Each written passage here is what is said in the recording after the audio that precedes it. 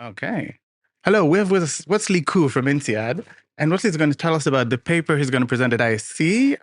So thank you, Aharon. The title is Platform Governance and Worker Mistreatment, Evidence from Field Experiments in Singapore.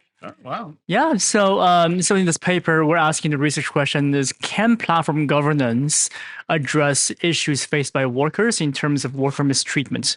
And the reason why we're studying this question is because in this modern economy, a lot of the economic activities are moderated by platforms or digital platforms in particular. So platforms play a very important governance function in the process of managing the interactions between workers and their employers. So basically, we're studying this question in the context of domestic helpers or domestic workers in Singapore. So basically, there are women who work in people's houses and do the house chores and everything. So basically, we run a couple of experiments both on the employer side and also on the worker side. And the main finding from the employer side is that when we introduce a new rating system that allows workers to rate their employers, the employers did not like that because they did not want to be rated.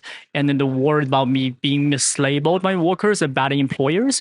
So their initial reactions were very, very negative. However, you can convince the employers to accept this new rating system by telling them about the instrumental benefits that can accrue to them. Okay, so let me stop you here. Yeah. If I understand correctly. Yep.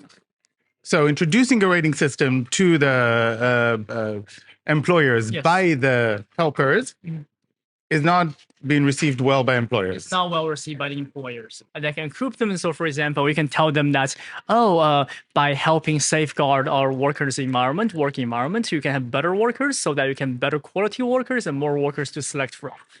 So this kind of benefits to help the employers think through these benefits so they become more receptive to this kind of governance mechanism. So that's the employer side.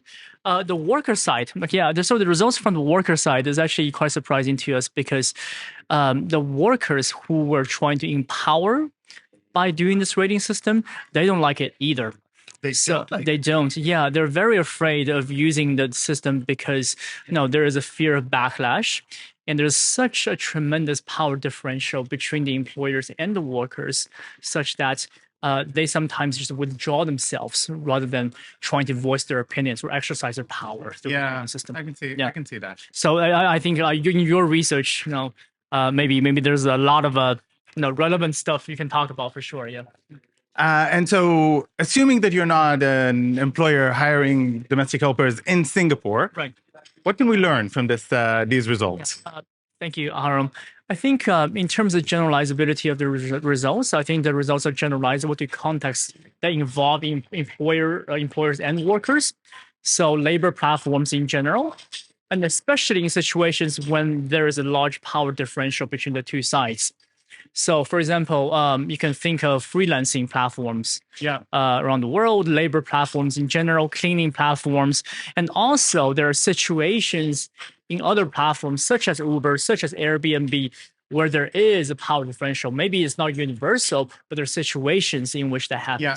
So, for example, in some cultural contexts, a lot of female drivers might face harassment from, say, male passengers. Yeah. So in that case, like if you introduce some sort of governance mechanism in certain cultural contexts, maybe these female drivers wouldn't even use this governance mechanism to help themselves because they're worried about one thing or the other.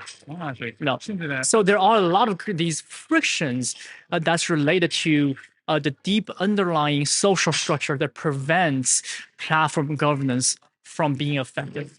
Let's just say that. So that's the main takeaway from research. Thank you very much. Thank you, Wesley. Thank you for coming to the conference.